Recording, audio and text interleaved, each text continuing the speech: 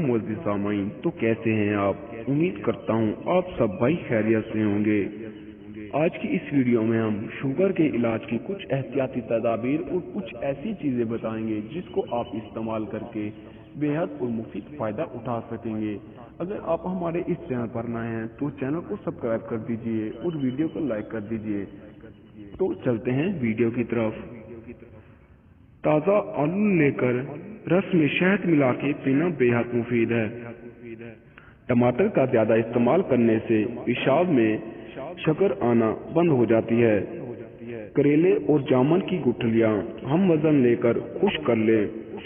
सुबह शाम एक एक चम्मच पानी के साथ फाँक लिया करें। आम का रस और जामुन बराबर मिकदार में पीते रहने से शफा हो जाती है। 30 ग्राम गाजर का रस 185 ग्राम पालक को मिलाकर पीना बेहद फायदेमंद है। 30 ग्राम चने रात को भिगोकर पानी में रख दें, सुबह को पानी से निकालकर खाएं। चने और चौका आटा हम वजन मिलाकर रोटी पकाकर खाने से मर्ज में कमी आ जाती है। शलजम की सब्जी पकाकर दियाबतीस के मरीज को रोजाना खिलाएं। तो दोस्तों ये थी हमारी आज की वीडियो। अगर आपको हमारी वीडियो पसंद आई हो तो वीडियो को कर दीजिए लाइक और चैनल को कर दीजिए सब्सक्राइब।